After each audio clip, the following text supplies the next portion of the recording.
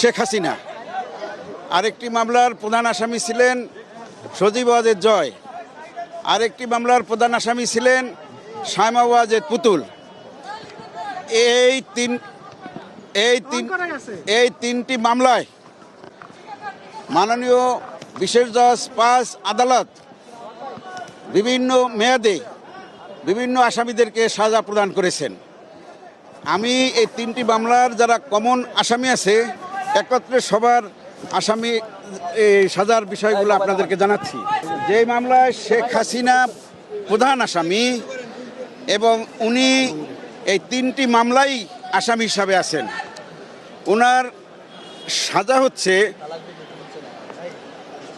৭ বছর করে ৩ সাতা ২১ বছর এবং ওনার জরিমানা হচ্ছে ৩ লক্ষ টাকা। ১ লক্ষ টাকা করে ৩ লক্ষ টাকা।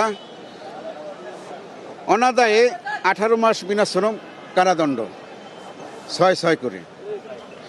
শায়মা ওয়াজেদ পুতুল যে মামলার প্রধান আসামি তার সাজা হচ্ছে ৫ বছর। উনি একটি মামলারই আসামি, তাই ওনার সাজার মেয়াদ ৫ বছরই। সজীব আহমেদ জয় উনি যেই মামলার প্রধান আসামি ওই মামলার ওনার সাজার মেয়াদ ৫ বছর এবং ১ লক্ষ টাকা জরিমানা।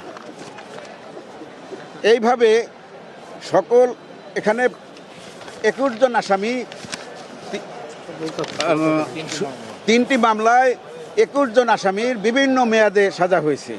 যারা এই তিনটি মামলায় কমন আসামি আছেন তাদের সাজা ওইভাবেই ক্রমান্বয়ে, যার প্রথম মামলায় সাজা যদি ৩ বছর হয়ে থাকে পরবর্তী ২ মামলা ৩ বছর ধারাবাহিকভাবে খাটবে, একত্রে না।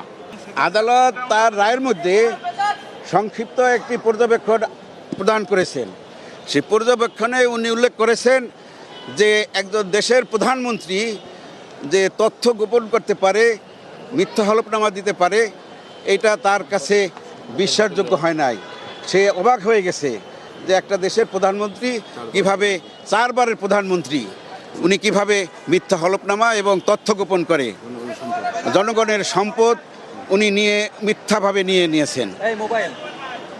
রাজুক এবং গণপূর্ত মন্ত্রণালয়ের বিষয়েও কিছু অবজারভেশন দিয়েছে তাদের আইন পরিবর্তনের জন্য এবং তাদের যে এক্সিস্টিং কিছু আইন আছে ওটা পরিবর্তন এবং আরও কিছু নতুন আইন অ্যাডপ্ট করার জন্য কিছু পর্যবেক্ষণ দিয়েছে।